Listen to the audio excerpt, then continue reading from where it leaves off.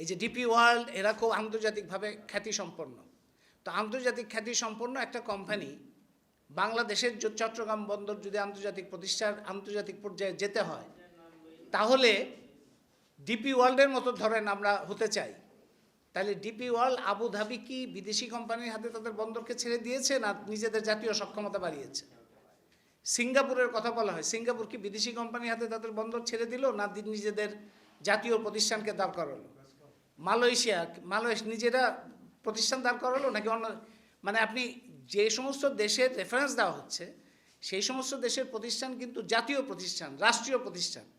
এবং বলা হয় যে আমেরিকায় তো অনেক বিদেশি কোম্পানি আছে। একটা দেশে 100টা বন্দর আছে, তার মধ্যে সে জাতীয় সক্ষমতার ভিত্তিতে চালাচ্ছে, সেখানে তাদের কর্তৃত্বে আবার কোনো কোনো জায়গায় বিদেশি কোম্পানি চালাচ্ছে, একটা দুইটা, কোনো অসুবিধা নেই। বাংলাদেশের ক্ষেত্রে চট্টগ্রাম বন্দর হচ্ছে প্রধান বন্দর এবং বাংলাদেশের অস্তিত্বের সাথে এটা সম্পর্কিত, অর্থনীতির নিরাপত্তার সাথে সম্পর্কিত, রাজনৈতিক নিরাপত্তার সাথে সম্পর্কিত। এইটাকে বিদেশিরা হাতে তুলে দেওয়া, আর 100টা বন্দর আছে তার মধ্যে 2-3টা 4-5টা বিদেশি কোম্পানির হাতে তুলে দেওয়া, দুটো তো একসাথে তুলনা করা যায় না। এবং আবুধাবির মতো দেশ যেখানকার রাষ্ট্রীয় কোম্পানি ডিপি ওয়ার্ল্ড, আবুধাবি তো মার্কিন যুক্তরাষ্ট্রের একটা পকেটের দেশ। এগুলি কোনো এই সমস্ত দেশের তো কোনো স্বাধীন কোনো অস্তিত্ব নাই। ওইখানে যুক্তরাষ্ট্রের যে বৈশ্বিক যে রাজনৈতিক এবং বিভিন্ন কৌশলগত বিষয়, সেখানে এই মধ্যপ্রাচ্যের দেশগুলো তো তার পকেটের প্রতিষ্ঠান। সেই সমস্ত প্রতিষ্ঠানের হাতে দিতেই হবে কেন? এবং আপনারা খেয়াল করেন শেখ হাসিনার অনেক প্রকল্প নিয়ে প্রশ্ন উঠছে, কথাবার্তা হচ্ছে, দুর্নীতি, সম্পদ পাচার ইত্যাদি। এই এই এই চুক্তিটা, এই চট্টগ্রাম বন্দরকে ডিপি ওয়ার্ল্ডের হাতে তুলে দেওয়ার যে চেষ্টা, যে চুক্তি, এই চুক্তি এবং টেন্ডার ছাড়া এবং বিশ্বব্যাংকের কথা মতো এই চুক্তিটা করার উদ্যোগটা ছিল শেখ হাসিনার 2023 সালে। 23 সালে তিনি চেষ্টা শুরু করেছিলেন। তাইলে এই সরকার শেখ হাসিনারই একটা অসমাপ্ত প্রকল্প এবং যেটার মধ্যে অস্বচ্ছতা আছে, যেটার মধ্যে কমিশনের ব্যাপার আছে এবং যেটার মধ্যে জাতীয় সক্ষমতা এবং জাতীয় নিরাপত্তার ঝুঁকি আছে, সেই প্রকল্পটা বাস্তবায়ন করতে তাদের এত অস্থির হয়ে গেল কি কারণে? এটা তো একটা বড় প্রশ্ন। তাহলে শেখ হাসিনার প্রকল্প সব ঠিক আছে, শেখ হাসিনা ঠিক নাই, এটা তো বললে হবে না যে শেখ হাসিনা খারাপ, কিন্তু তার সমস্ত প্রকল্পগুলো আমাদের বাস্তবায়ন করতে হবে। সেটা আমরা অন্য ক্ষেত্রেও দেখতে পাচ্ছি। এবং এই সরকার তার মানে দক্ষতা এবং দুর্নীতি, যে দুটো যুক্তি তারা দেওয়া হয়, দুটো যুক্তি গ্রহণযোগ্য না। এবং আরেকটা যেটা, ওই যে এটা আরও গতিশীল হবে, আরও সক্রিয় হবে, আরও দক্ষ, তার মাধ্যমে দাম কমবে।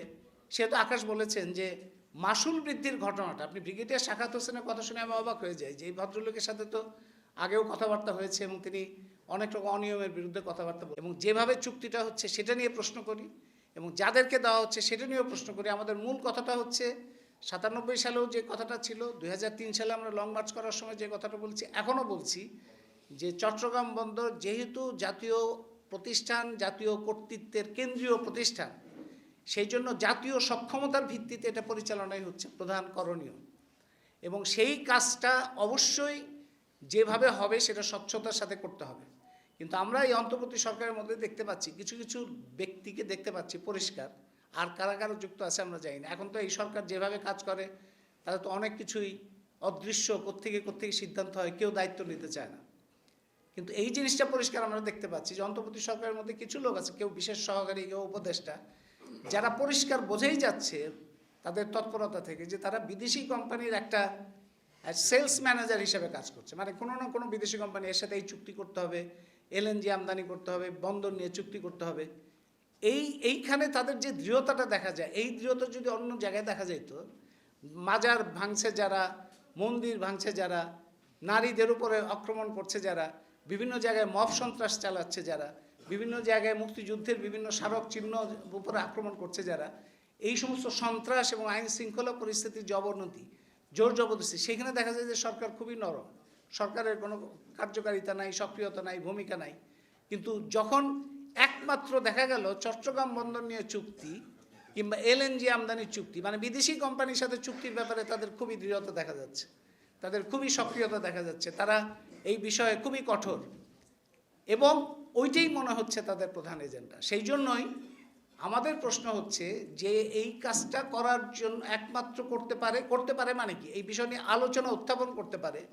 আমরা গত সরকারের সময় যখন আন্দোলন করেছি সেটা নির্বাচিত সরকার ছিল। 1997 সালে শেখ হাসিনা সরকার ছিল, সেটা নির্বাচিত সরকার ছিল। 2003 সালে আমরা যখন লং মার্চ করি 2002-03 সালে, সেই সময় নির্বাচিত সরকার ছিল, 4 দলীয় জোট সরকার ছিল। কিন্তু সেই নির্বাচিত সরকারের অনিয়ম এবং জাতীয় স্বার্থবিরোধী তৎপরতার বিরুদ্ধে আমরা লড়াই করেছি। সেই জাতীয় স্বার্থবিরোধী তৎপরতা নির্বাচিত সরকার হলেও তার বিরুদ্ধে জনগণকে লড়াই করতে হবে। আর অনির্বাচিত অন্তর্বর্তী সরকারের তো কোনো প্রশ্নই নাই। এই সরকার এই কিছু কাগজপত্র তৈরি, এই ভবিষ্যতের যে নির্বাচিত সরকার আসবে সেই নির্বাচিত সরকার এলেই যে তারা করতে পারবে সেটা না, সেটা নিয়ে আলোচনা করবে স্বচ্ছতার সাথে। এবং আপনারা খেয়াল করলে দেখবেন অস্বচ্ছতা এবং গোপনীয়তা, এই দুইটা হচ্ছে আমাদের দেশের এই যে বিভিন্ন ধরনের বিদেশি চুক্তি যেগুলো হয় তার প্রধান বৈশিষ্ট্য, অস্বচ্ছতা এবং গোপনীয়তা। এইখান থেকে বেরোনোটাই হচ্ছে আমাদের প্রধান দাবি। বেরোইতে হবে এবং জাতীয় সক্ষমতার ভিত্তিতে জাতীয় প্রতিষ্ঠান পরিচালিত হইতে হবে। এই জাতীয় সক্ষমতার ভিত্তিতে জাতীয় প্রতিষ্ঠান পরিচালনার জন্য যে যে জায়গাগুলো করা দরকার, এই সরকার যেমন তেল গ্যাস অনুসন্ধানের ক্ষেত্রে জাতীয় সক্ষমতা না বাড়িয়ে বিভিন্ন বিদেশি কোম্পানি, যে শেভরনের সাথে একটা কুইক চুক্তি করার চেষ্টা করছে, অন্যান্য বিদেশি কোম্পানির সাথে চুক্তি করার চেষ্টা করছে। আমাদের প্রশ্নটা হচ্ছে যে জাতীয় সক্ষমতা প্রথম, তারপরে যদি প্রয়োজন হয় আমরা বিদেশি কনসালটেন্ট নিয়ে আসতে পারি, বিদেশি বিশেষজ্ঞ নিয়ে আসতে পারি, আমাদের মানুষজনদের ট্রেনিংয়ে পাঠাইতে পারি এবং বিশ্বমানের করতে পারি। মোহাম্মদ ইউনূস সাহেব বলেন, এই সরকারের অনেকে বলেন যে আমাদের বিশ্বমানের হইতে হবে। বিশ্বমানের হওয়ার জন্য তো বিদেশি কোম্পানির হাতে দেওয়ার দরকার নেই। মোহাম্মদ ইউনূস সাহেব তো বিশ্বমানের মানুষ, সারা বিশ্বে পরিচিত। তিনি তো বাংলাদেশে বিদেশি কোম্পানি কাছে যাইতে হয়নি তার, তিনি তো এই বাংলাদেশ থেকেই বিশ্বমানের হয়েছে। তো বিশ্বমানের হওয়ার জন্য জাতীয় সক্ষমতা, যে তরুণদের যে সুযোগ দেওয়া, আমাদের দেশের যে প্রাতিষ্ঠানিক যে ক্ষমতা, সেই ক্ষমতার সামনে যে সমস্ত সুযোগ সুবিধা সেগুলো দেওয়া, সেটাই হচ্ছে রাষ্ট্রের দায়িত্ব। রাষ্ট্রের দায়িত্ব এটা না যে বিশ্বমানের হওয়ার জন্য বিদেশি কোম্পানির হাতে তুলে দেওয়া। বিদেশি কোম্পানির হাতে তুলে দিয়ে কোনো দেশ বিশ্বমানের প্রতিষ্ঠানের তৈরি করতে পারে নাই। বিশ্বমানের প্রতিষ্ঠান তৈরি করতে নিজেদের জাতীয় সক্ষমতা বাড়াতে হয়েছে। আর জাতীয় সক্ষমতা যদি না থাকে, আপনি বিদেশি কোম্পানির উপরে কোনো ধরনের অনুসন্ধান কিংবা তাদের যে মনিটরিং করা, তদারকি করা, সেটা করারও ক্ষমতা থাকে না। যাই হোক, আমি আশা করি যে আন্দোলন হচ্ছে, কথাবার্তা হচ্ছে এবং চট্টগ্রামে স্কপ সহ বিভিন্ন পর্যায়ের কথা, আমি এর আগেও চট্টগ্রাম বন্দর নিয়ে আমরা দাবি জানাই অন্তর্বর্তী সরকার, এটা হাইকোর্টও আছে, কিন্তু আমরা বেশ কিছু তৎপরতা দেখতে পাচ্ছি।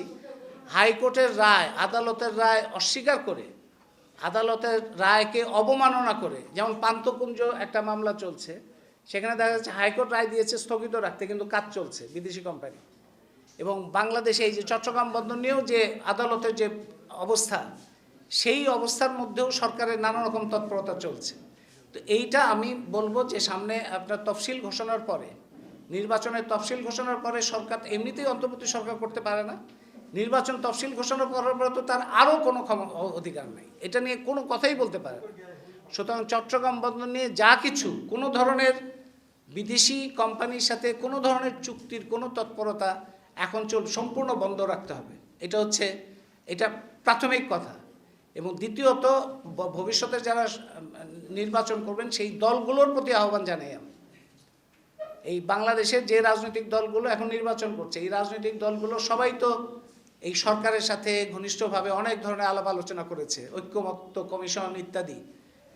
কিন্তু তাদের এই রাজনৈতিক দলগুলোর এই চট্টগ্রাম বন্দরে এই ধরনের চুক্তি হচ্ছে জাতীয় স্বার্থবিরোধী, যেটা দীর্ঘদিন বাংলাদেশকে বিপদের মধ্যে ফেলবে এবং আরও কি অনিশ্চয়তা ফেলবে আমরা জানি না, আমরা একটা অনিশ্চয়তার মধ্যে আছি। সেই বিষয়ে এই দলগুলো কেন স্পষ্টভাবে কথা বলে নাই, সেটা একটা প্রশ্ন। এই দলগুলো কিন্তু স্পষ্টভাবে, তারা সারাক্ষণই মোহাম্মদ ইউনূস এবং অন্যদের সাথে মিটিং করছে, কিন্তু চট্টগ্রাম বন্দর নিয়ে তাদের কথা বলতে কী অসুবিধা? তাদেরকেও বলবো, তারা এখন নির্বাচন নিয়ে ব্যস্ত, কিন্তু নির্বাচনের মধ্যে এই কথাটা তাদের পরিষ্কারভাবে বলতে হবে যে চট্টগ্রাম বন্দর সহ কোনো ধরনের জাতীয় স্বার্থবিরোধী চুক্তি জনগণকে না জানিয়ে, অস্বচ্ছতা দিয়ে, গোপনীয়তা দিয়ে কোনো ধরনের তৎপরতা চালানো যাবে না। এবং অন্তর্বর্তী সরকার এই ধরনের যে সমস্ত কাজ করেছে, এটার জন্যও তাদেরকে জবাবদিহির মধ্যে আসতে হবে। অন্তর্বর্তী সরকার হয়েছে বলে তারা জবাবদিহির ঊর্ধ্বে উঠে যায়নি। তাদেরকেও জবাবদিহির মধ্যে আসতে হবে। তারা এর মধ্যে অনেকগুলো অপরাধ করেছে, তার মধ্যে এটা একটা। এইটা অনেক বছর বাড়ানো হয় না এই মাসুল, সেজন্য মাসুল বাড়াইতে হবে, কিংবা দক্ষতা বাড়াইতে হবে, দক্ষতা বাড়ানোর জন্য এই মাসুলটা বাড়াইতে হবে। এই কথাগুলো ঠিক না আসলে। উনি নিজেও জানেন যে কথাগুলো সত্য না, কারণ অনেক বছর ধরে মাসুল বাড়ানো হয় নাই। কথাটা যদি মাসুল না বাড়িয়ে আপনি কম মাসুলে যদি একটা বন্দর লাভজনকভাবে পরিচালিত হতে পারে, কি কারণে মাসুল বাড়াবেন? 50 বছর বাড়ানো হয়নি, 100 বছর না বাড়াইলে আপনার অসুবিধাটা কি? যদি বাড়ানো না হয়, বাড়ানো না বাড়িয়ে যদি চলে, এখন যে মাসুলটা চলছিল সেই মাসুলেই লাভজনক ছিল চট্টগ্রাম বন্দর, এই নিউ মরিন কন্টেইনার টার্মিনাল লাভজনক ছিল।